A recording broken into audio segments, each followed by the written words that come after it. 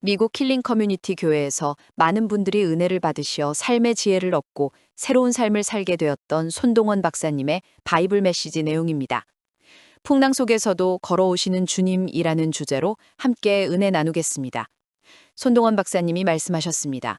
Even in the fiercest storms, the Lord walks toward us with unwavering love. 이 말씀은 우리 삶의 풍랑 속에서도 주님이 우리를 향해 걸어오신다는 소망을 줍니다. 이 말씀처럼 어떤 어려움 속에서도 주님은 우리 곁에 계십니다. 맞습니다. 이 말씀은 마태복음 14장 22절에서 33절에 나오는 예수님께서 물 위를 걸으신 장면을 떠올리게 합니다. 제자들이 배를 타고 갈릴리 바다를 건너던 중 큰 풍랑을 만났죠. 그때 예수님께서 물 위를 걸어오시며 제자들에게 안심하라, 나니 두려워 말라고 하셨습니다. 이 말씀은 오늘날 우리에게도 큰 위로가 됩니다. 정말 그렇습니다. 손동원 박사님의 메시지를 통해 본론의 세 가지 핵심 메시지를 나누고자 합니다. 첫째는 주님의 임재입니다. 손동원 박사님이 말씀하셨습니다. The presence of Jesus calms the storm within us before the storm around us. 이 말씀은 주님의 임재가 우리 마음의 풍랑을 먼저 잠잠케 한다는 뜻입니다. 마태복음 14장 27절에서 예수님은 나니 두려워 말라고 하셨죠. 여기서 나니는 헬라어로 에고 에이미, 즉 나는 스스로 존재하는 자라는 뜻입니다. 이는 주님이 전능하신 하나님이심을 보여줍니다. 에고 에이미라는 말씀은 정말 깊이 있습니다. 주님이 단순히 사람으로 오신 것이 아니라 하나님의 권능을 가지신 분임을 드러내죠. 제자들은 풍랑 속에서 두려워했지만 주님의 임재를 통해 평안을 얻었습니다. 우리도 삶의 풍랑 속에서 주님의 임재를 느낄 때 소망을 찾을 수 있습니다. 맞습니다. 두 번째 핵심 메시지는 믿음의 초점입니다. 손동원 박사님이 말씀하셨습니다. Focus on Jesus, not on the waves, and you will walk through the storm. 이 말씀은 우리가 풍랑이 아니라 주님을 바라볼 때 흔들리지 않는다는 교훈입니다. 베드로가 물 위를 걸었을 때 주님을 바라볼 때는 걸을 수 있었지만 바람과 파도를 보고 두려워하자 가라앉았죠. 마태복음 14장 30절에서 베드로가 주여 나를 구원하소서라고 외쳤습니다. 네, 이 장면은 믿음의 초점이 얼마나 중요한지를 보여줍니다. 여기서 구원하소서라는 말은 헬라어로 소조라고 합니다. 이는 단순히 물리적 구원을 넘어 영적인 구원을 의미하기도 하죠. 베드로는 풍랑 속에서 주님께 초점을 맞추지 못해 흔들렸지만 주님께 부르짖자 즉시 구원을 받았습니다. 우리도 시선이 흔들릴 때 주님께 부르짖어야 합니다. 맞습니다. 세 번째 핵심 메시지는 주님의 손길입니다. 손동원 박사님이 말씀하셨습니다. The hand of Jesus lifts us up when we are sinking in the storms of life. 예수님은 베드로가 가라앉을 때 손을 내밀어 그를 붙잡아 주셨습니다. 마태복음 14장 31절에서 예수님은 왜 의심했느냐 하시며 베드로를 일으키셨죠. 이는 주님의 손길이 우리를 결코 포기하지 않는다는 증거입니다. 네, 이 말씀은 참 위로가 됩니다. 여기서 의심이라는 단어는 헬라어로 디스타조라고 합니다. 즉, 두 마음을 가지다라는 뜻입니다. 믿음과 두려움이 공존할 때 우리는 흔들리지만 주님의 손길은 우리를 붙잡아 주십니다.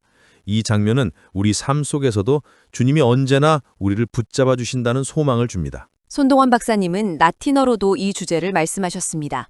In tempestate dominus ambladit ad nos. 이는 풍랑 속에서도 주님은 우리를 향해 걸어오신다는 뜻입니다. 이 말씀은 주님이 어떤 상황에서도 우리를 찾아오신다는 약속을 담고 있습니다. 이 약속은 우리에게 큰 소망을 주며 어려움 속에서도 주님을 신뢰하도록 이끕니다. 정말 큰 은혜입니다.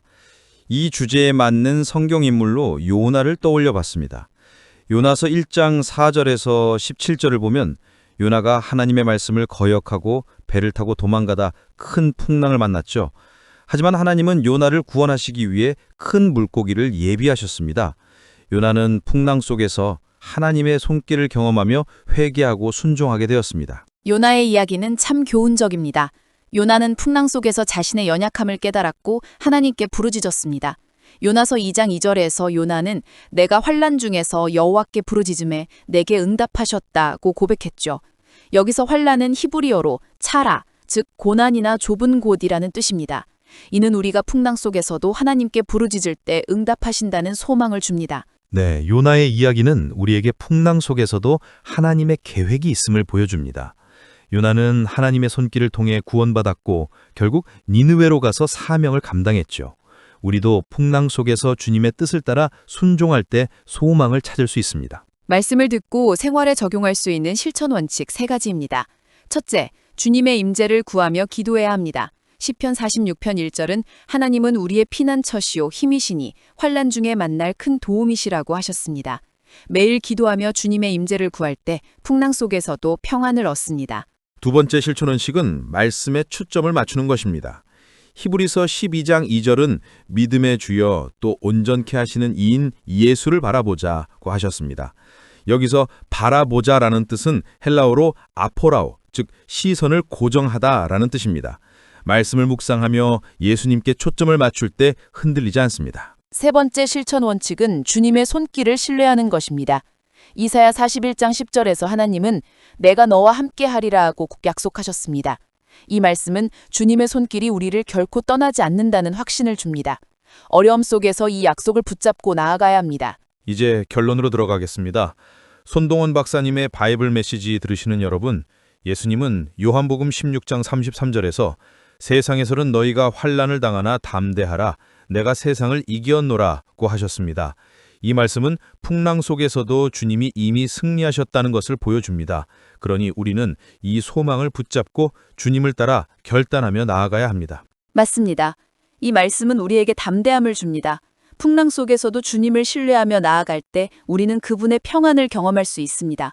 이 은혜를 나누고자 합니다. 이제 기도드리겠습니다. 하나님 아버지, 풍랑 속에서도 우리를 향해 걸어오시는 주님의 사랑에 감사드립니다. 어려움 속에서 주님의 임재를 구하며 말씀에 초점을 맞추게 하시고 주님의 손길을 신뢰하게 하소서. 이 모든 말씀을 주 대신 예수 그리스도의 이름으로 기도드립니다. 아멘.